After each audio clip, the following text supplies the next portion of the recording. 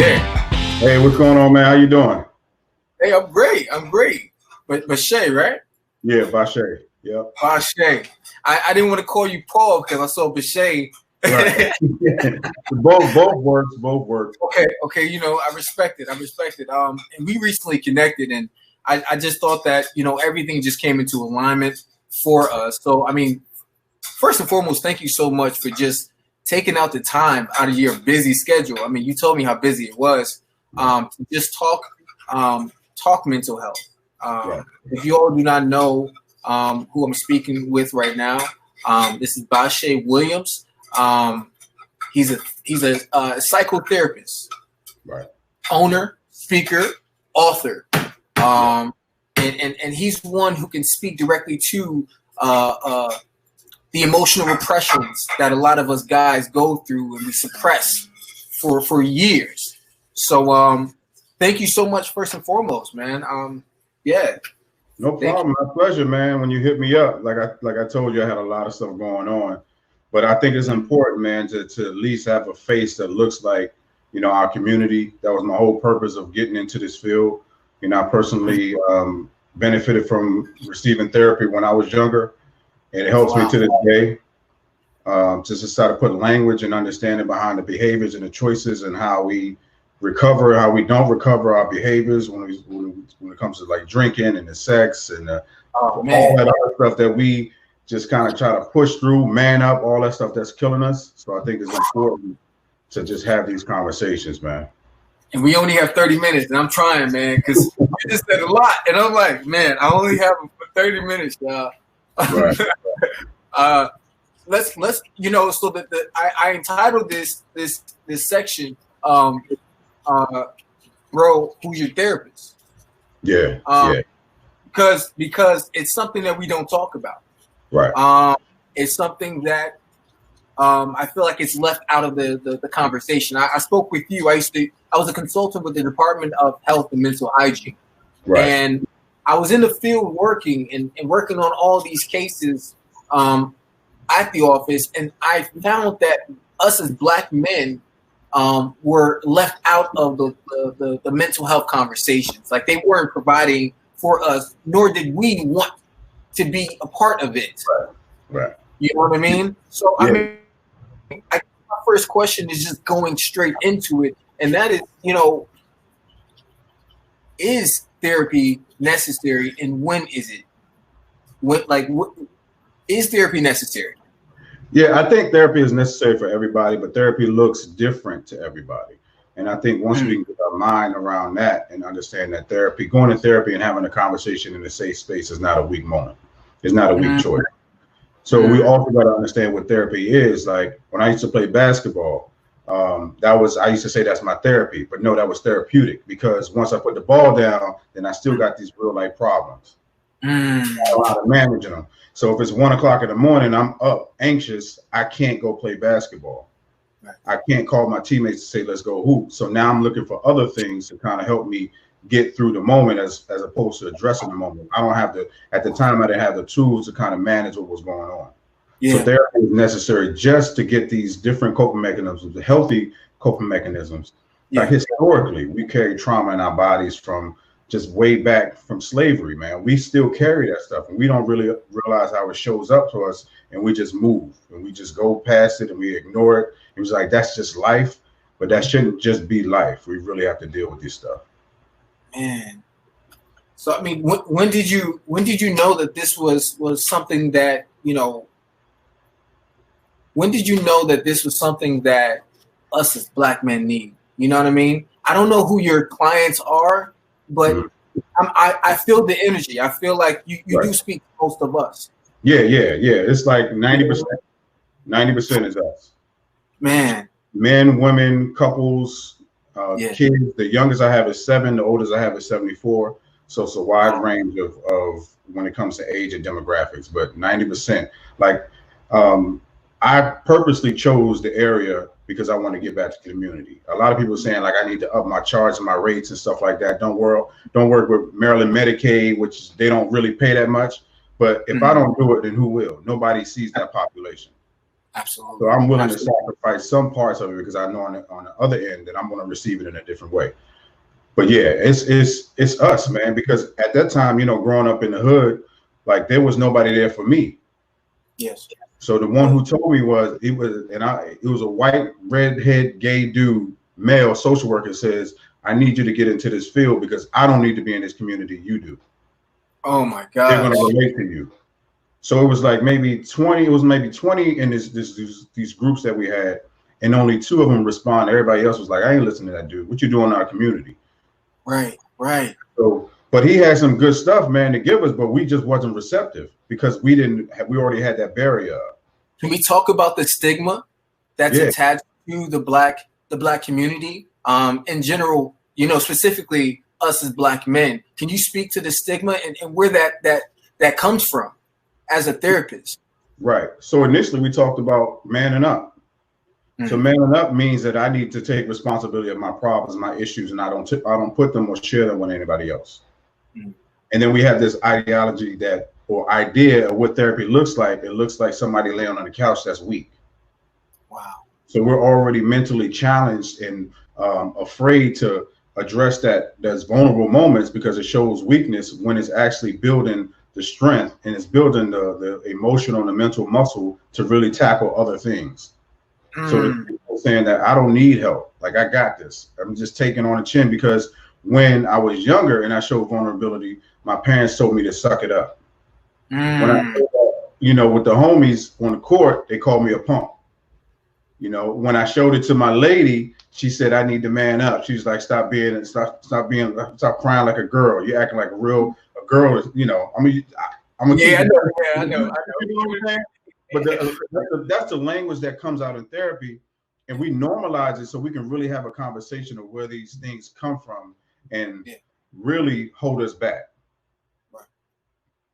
So there's a stigma, but to be honest with you, we've had some type of therapeutic presence or counseling in our communities throughout our lives. We just didn't call it therapy. We didn't use the language.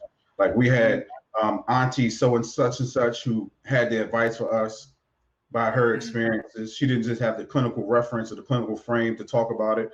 We had big mama or grandma or grandpa or, the uncle who was the elder of the community way back in homeland. We had the elders that offers counsel for us. Absolutely. But we don't have the language because it's been, whitewashed and it's been challenging our historical placements, our culture and all that.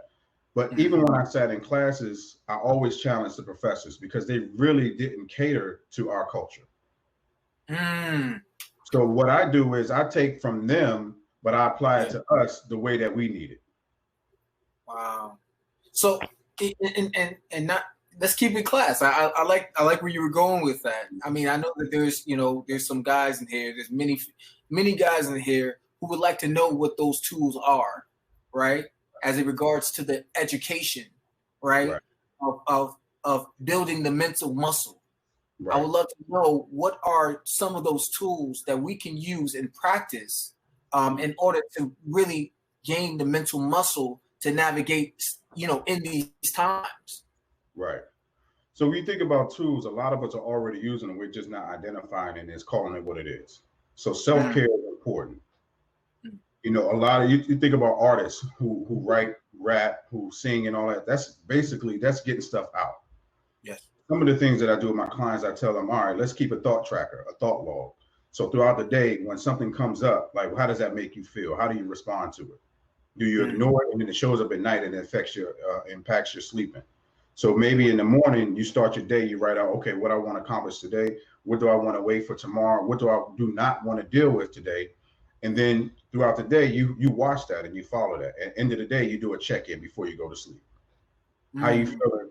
What triggered you to respond this way? Are you still holding this stuff in when you need to verbalize things when at the low level emotional level? Then you can address it as opposed to waiting until you blow up. That's the hard part. That's the hard part. It is because we aren't that dark space. Facing that dark space. I know it's hard for me. Yeah. I'll be the first to say it. You know what I mean? I do feel that doubt, that dark space, and I will highlight everything because it just sounds good. Yeah. You know? Yeah. And I think a lot of my past stems from, I guess, attached to my past is the validity complex. You know what I mean? Is what I like to call it. You know, doing things so that I can be highlighted for it. Well, that's what I had to unlearn. Right. You know what I mean? And I think, you know, you're speaking directly to it. Like, oh man, I got to write the low moments too. Like when I have a negative in my bank account, when I when I don't have enough to even call my father, my you know what I'm saying, my family. So yeah, I mean, I think that's a really good tool. To keep in mind, man. I created a calendar. I did it twice. It's like a Black man self-care calendar. Oh, so man. What you do for the month, like different things you're paying attention, you're highlighting for a month. Like even if I told someone that, you know, maybe on this Saturday, go test drive your dream car and just enjoy it. You know, just test drive it and come back. That's just something you do for yourself. Try a new cigar. You know, go to the range or something, but be very specific to what you're doing each day to really pay attention to what you're doing. Find something motivational. Do some stuff that to talk about yourself. Contact an old friend and talk about old times. Go back to childhood state and like hit your friend up and saying, yo, let's get the PlayStation and play, even though you ain't played in 20 years. Like let's figure this out together. Just those different things that really help us with our self-care. Find a book, motivational book, whatever that is. Yeah. I like that. I like that. Let me try to get your video up really fast. Can you see me still? Yeah, I can see you. Okay. I'm trying to see you. Oh, you can't see me? Yeah, I can see you.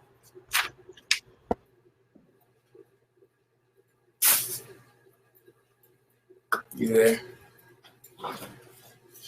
All right. Okay.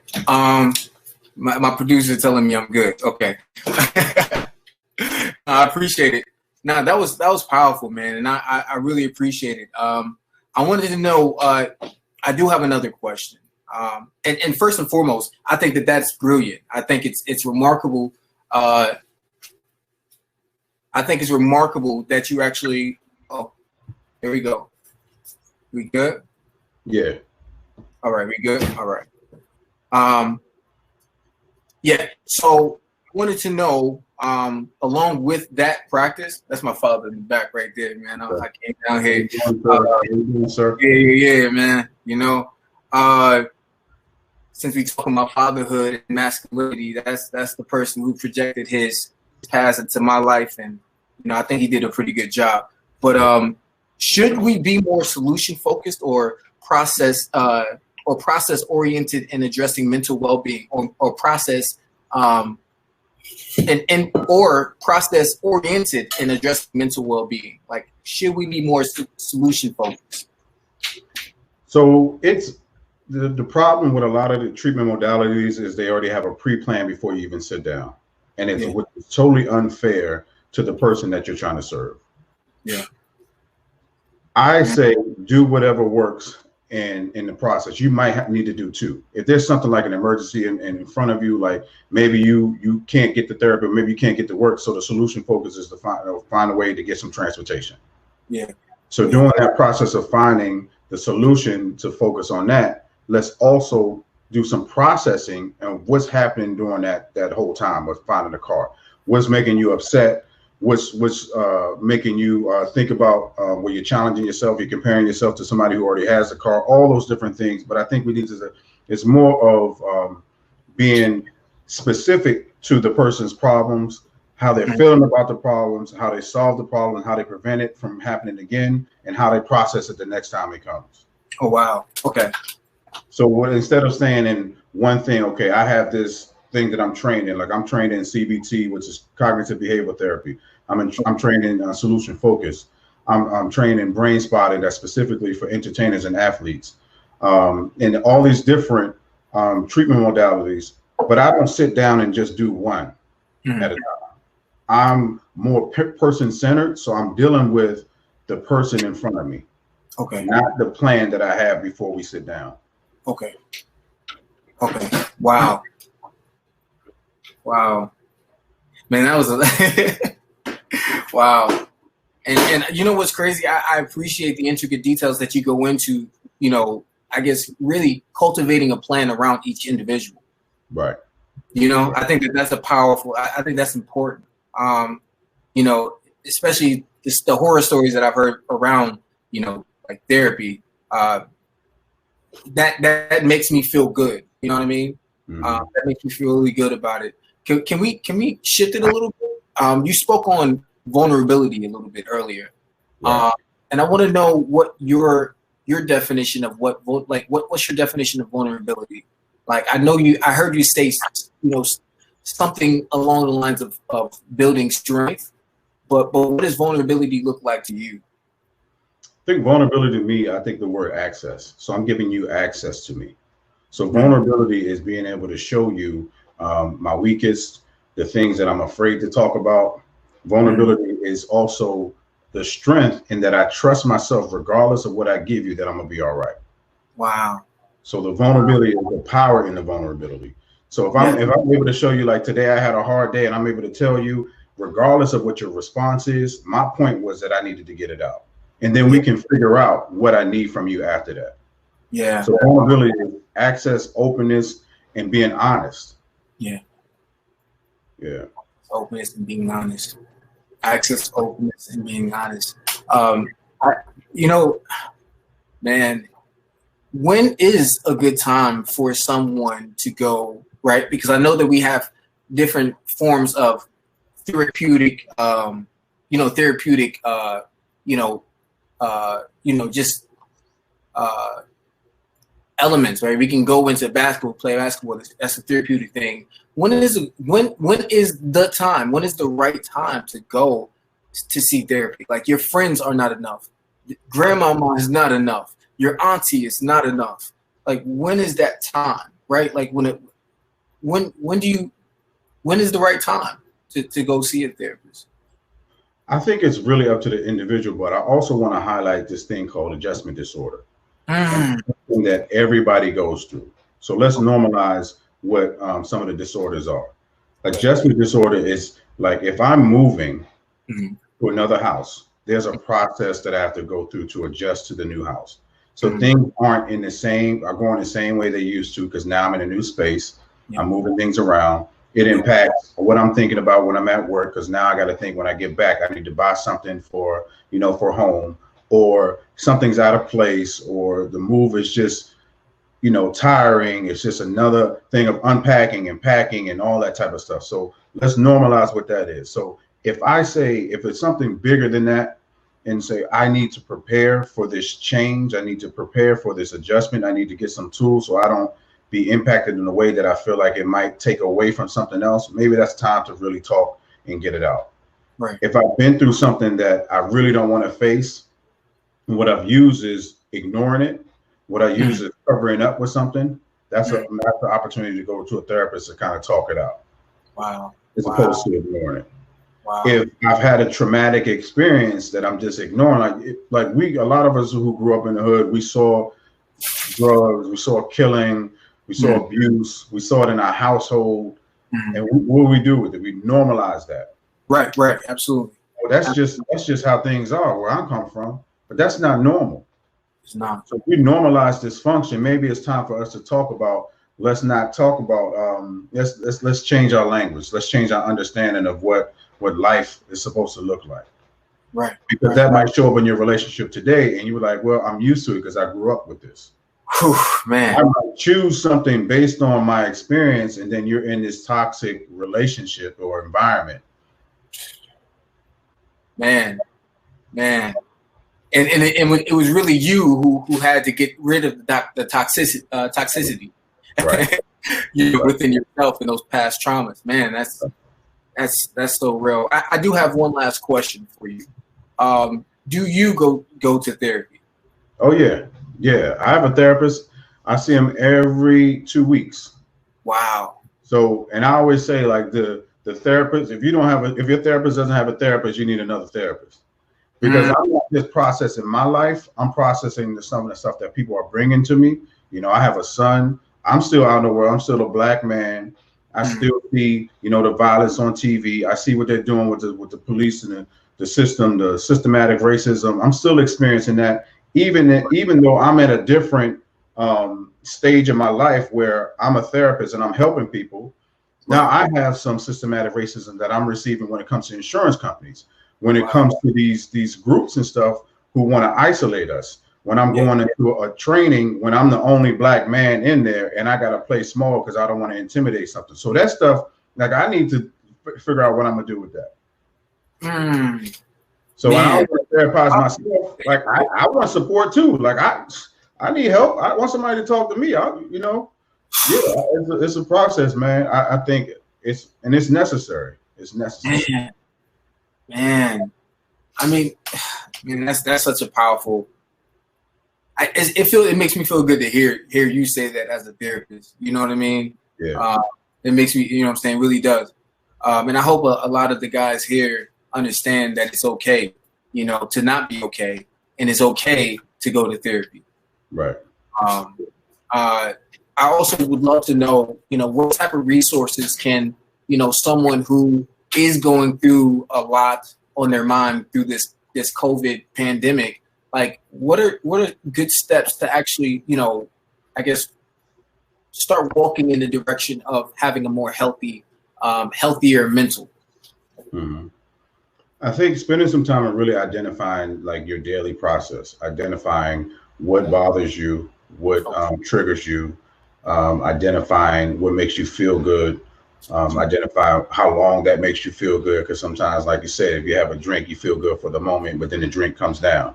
Or if you smoke, you know, that helps, you know, and I'm not against what people do for that. But if it's a situation where you're relying on it to cover you, then that's something that you might want to just, you know, really look at. And I'm not telling people to stop what they're doing because I don't know what they're doing, but really investigate why they're doing it and how they're doing it and how they're managing it. So if you're really paying attention to your day, checking in, looking at what you're ingesting when it comes to social media, when it comes to TV, when it comes to even your friends and the people that are talking to you. You know, you have toxic friends, so everything they call you is about drama or is about them needing something. We got to create boundaries. Boundaries are so important just in life in general. So important, man. Yeah. We could say that for another conversation. Right. Right. We talk about boundaries all day. We can say that for another conversation. Definitely. Yeah. Man, I really appreciate you, man. And for the men who are here, you know, who you won't be able to see, but would love to get in contact with you. Is there a way for them to actually reach out to you as a therapist? Yeah, they can hit me up on my IG, which is Bashea Williams. Also my website, which is Hearts in Mind Counseling, and that's IN, Hearts in Mind Counseling. And I do virtual. That's I'm doing virtual to the end of the year because we don't know what's going on with COVID, and I don't want to put anybody in jeopardy. Neither do I want to put myself in jeopardy. I have a blogging site, and also I have a book, as you said, is Dear Future Wife: A Man's Guide and a Woman's Reference to Healthy Relationships. Wow. And it's real, bro. It's real. Like, I share some of my experiences. It's real. I went through this whole process and also interviewed my boys, interviewed some other men, and we came up with this book, man. It's just to have healthy relationships, and it starts with self, and it's a workbook too. You have a perspective in there. Good, man. This is good. This is good. This is good. Hey, look, I my producer was like, tell him. I'm actually in the process of writing my book. Word? That's what's up, man. Based upon my future wife. Wow. Let's just say it's alignment, man. Yeah. That's alignment, man. Thank you so much again, man, for just, man, coming in, giving us knowledge, tangible resources for us to do, you know, to actually evolve and really strengthen our mentals with, man. I think our mental well-being is going to be in a better state after having this, you know, sharing this conversation with you. So thank you so much, Paul, but Bashea, I'm sorry. It's good, yeah. So much, man. No, I appreciate it, man. Thanks for having me. Yes, sir. We gotta stay connected, though. We'll talk about it. All right. Take care.